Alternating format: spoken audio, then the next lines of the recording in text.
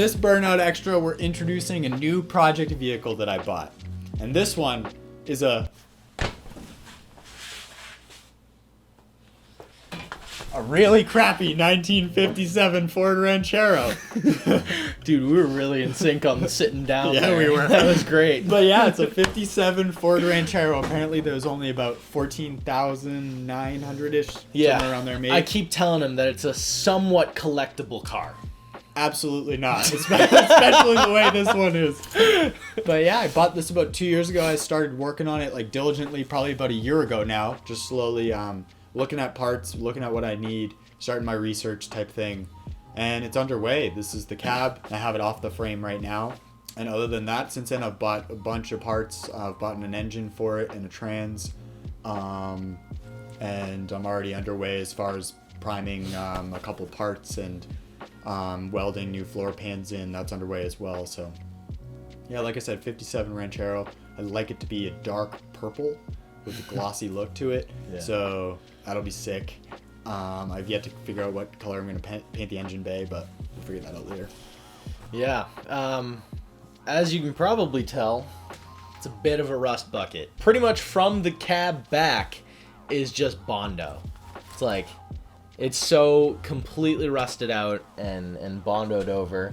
But, yeah, honestly, like the thing that's in the best shape that I found so far is the roof. Yeah, and like that's hard to believe, but the roof is actually surprisingly good. And if Jay moves for a second, I don't know if you can see it way back there. The driver got shot. Not actually. But that'd be sick.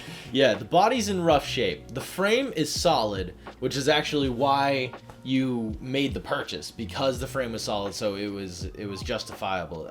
It's like the complete opposite of the Lincoln.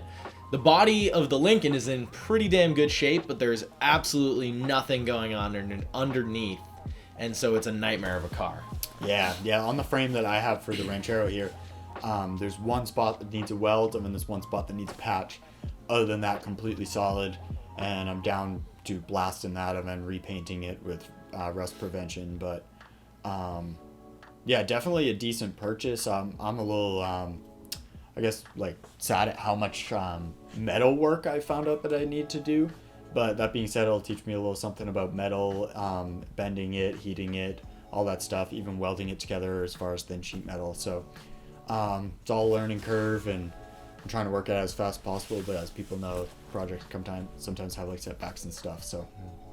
And the upside is, once you're done with this, you're going to be an expert at bodywork, and then you can help me with the Camaro. I don't know about that.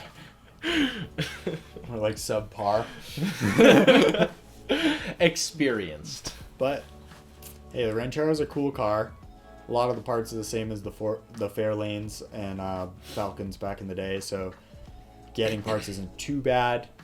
Sometimes you need Ranchero-specific ones, but it is what it is. You kind of MacGyver something if you can, but right now, truly, I'm in the breakdown stage of the car, and hopefully within the next 6 months, I'll kind of flip around to putting stuff back on. Whether that be panels I'm welding in, whether that be priming some form, the roof, the sides, the front, the firewall, whatever it may be, but yeah, one thing at a time. I keep telling him that he should just leave the fenders off and then turn it into a rat rod, but we're not getting anywhere with that. He's being real stubborn about it. I think it's way cooler as a rat rod. It's cooler, but it defaces the value by a ton. So, well, it depends on the person. I don't think so. I think if you were buying a rat rod, you should go for more a Model A or an old coupe, but yeah, nobody wants a Ranchero rat rod. They want more of like the square bed if they get a rat rod truck. So yeah, unfortunately. I mean, it would be unique, but the value, if I were to ever sell it, I don't know where I'm going with it, but if I were to, the value is way more there as a complete Ranchero from 57 that's original or slightly modified than having a rat rod of a 57 Ranchero that some people. But wait, bro, dude, the name, ready? The Ratchero. The Ratchero.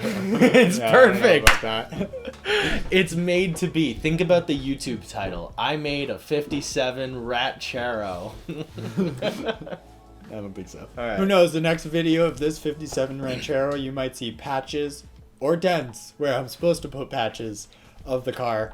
You never know, it might be painted by that as well. But if that all fails, Ranchero. The Ranchero, baby. Stay tuned. That's it for this Burnout Extra. Thanks for watching. Nice.